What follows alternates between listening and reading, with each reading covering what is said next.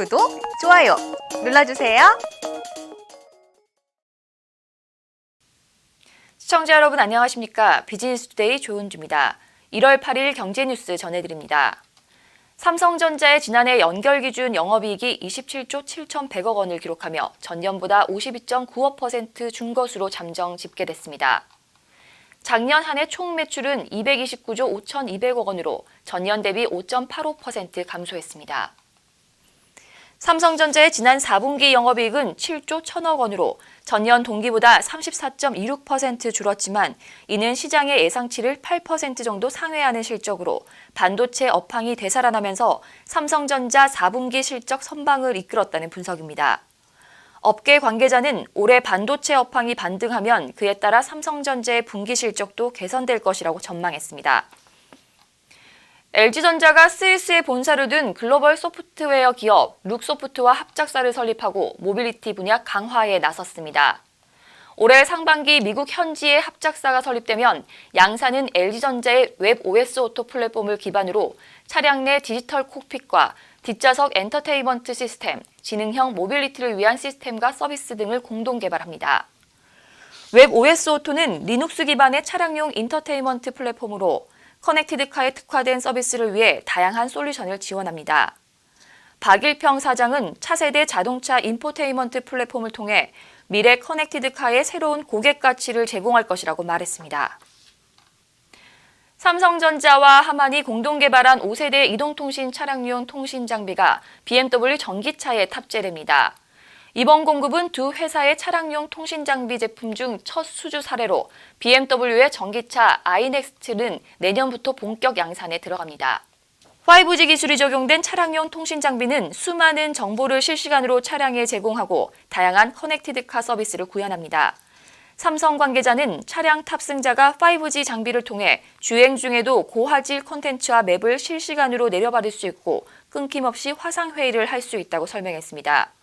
특히 삼성전자는 차량 내부에 분산된 여러 안테나를 통합하는 컨포멀 안테나로 차량 상단에 보이는 샤크핀 안테나를 대체했다고 강조했습니다. SK텔레콤과 글로벌 전기차 기업 바이톤이 차세대 전기차 시장 선점을 위한 공동행동에 나서기로 했습니다. SK텔레콤은 미국 라스베가스에서 열리는 CES 2020 현장에서 바이톤의 한국 출시 전기차를 대상으로 양사의 포괄적인 협력을 목표로 하는 양해각서를 체결했다고 밝혔습니다. 양사 협력은 차량 내부 통합 차량용 인포테인먼트의 개발과 적용, 마케팅 분야 지원 등 다양한 분야에 걸쳐 추진될 예정입니다. 바이톤은 BMW와 닛산 등 글로벌 자동차 업체 출신 핵심 인력들이 2017년 홍콩에 설립한 전기차 업체로 각종 모토쇼에서 기존 전기차의 성능과 기능을 뛰어넘는 품질을 선보이며 차세대 전기차 업체로 주목받고 있습니다. CES 2020에 참가하고 있는 SKC가 현장에서 고부가, 고기능 모빌리티 소재를 선보이는 등 이번 CES를 통해 미래 모빌리티 소재 기업으로 위상을 강화하고 있습니다. SKC는 미래 모빌리티의 핵심 소재인 배터리 음극재 소재 동박과 경량화 소재인 PCT 필름을 비롯해 미래 디스플레이 소재로 꼽히는 투명 폴리이미드 필름과 자동차 내장용 친환경 폴리우레탄 등을 소개했습니다. 2차 전지 음극 소재로 쓰이는 동박은 배터리 고용량화와 경량화로 이어지는 모빌리티 핵심 소재로 꼽힙니다. SKC 관계자는 그동안 모빌리티와 반도체, 디스플레이, 친환경 소재를 중심으로 한 딥체인지를 준비해왔다며 끊임없는 연구 개발을 통해 미래 모빌리티의 솔루션을 제공하는 기업으로 거듭날 것이라고 말했습니다. 아시아나항공을 인수한 HDC 현대산업개발이 새 경영지 물색에 나서는 등 인수 마무리 작업에 박차를 가하고 있습니다. 8일 항공업가에 따르면 HDC 현대산업개발은 3월계 아시아나항공 주주총회를 열어 한창수 사장을 비롯한 사내외 이사진을 전면 교체할 예정입니다. 업계 안팎에서는 아시아나항공 새 대표로 마원 극동대 항공운항서비스학과 교수가 유력하게 거론되고 있습니다. 업계 관계자는 마 교수가 3년간 진에어 대표이사를 하며 임기 내 모든 산업연도에서 흑자를 달성하는 등 글로벌 경영 능력을 가진 만큼 아시아나항공의 새 도약을 위해 적임자라는 평가가 나온 것으로 안다고 말했습니다. 국내 대기업 집단 총수일가는 입사 후 평균 4.6년 만에 임원으로 승진한 것으로 나타났습니다. 특히 자녀 세대는 4.1년 만에 임원으로 승진해 부모 세대보다 입사 후 승진까지 1.3년 더 빨랐습니다. CEO 스코어가 공정거래위원회 지정 59개 대기업 집단 중 오너 일가의 부모와 자녀 세대가 함께 경영에 참가 중인 40개 그룹을 조사한 결과 오너 일가는 평균 29세에 입사해 평균 33.6세의 임원이 된 것으로 집계됐습니다.